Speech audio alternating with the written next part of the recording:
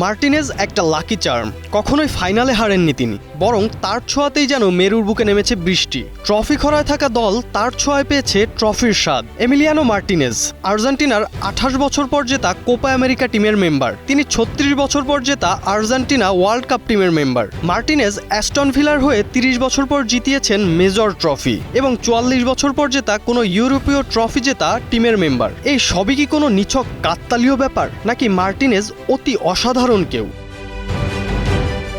মাত্র কয়েক বছর আগেও মার্টিনেজ ছিলেন এক অচেনা নাম। 2010 সালে আর্জেন্টিনা থেকে ইংল্যান্ডে গিয়ে যোগ দেন আর্সেনাল এফসিতে, কিন্তু মূল দলের সুযোগ প্রায় পাননি বললেই চলে। একটার পর একটা লোন, অর্থাৎ নিজের ক্লাবে সুযোগ না পেয়ে অন্য ক্লাবে সাময়িক ধারে খেলেছেন। অক্সফোর্ড, শেফিল্ড, রাদারহ্যাম, উইলভারহ্যাম্পটন, এমনকি গেটাফসি পর্যন্ত।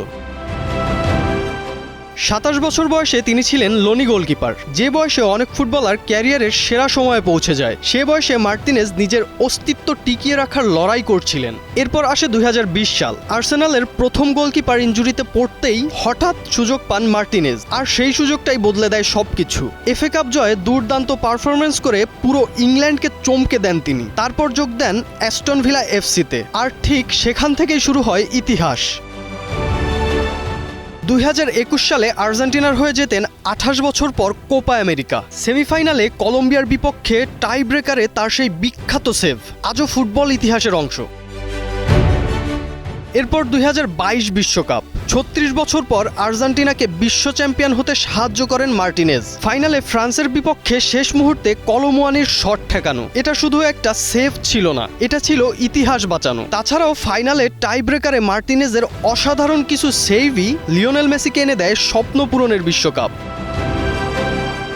শুধু জাতীয় দল নয়, ক্লাব ফুটবলেও ইতিহাস গড়েছেন তিনি। 2025 সালে অ্যাস্টন ভিলাকে দীর্ঘ 30 বছর পর বড় ট্রফি জিততে সাহায্য করেন এবং 44 বছর পর ইউরোপিয়ান সাফল্যের স্বাদ এনে দেন।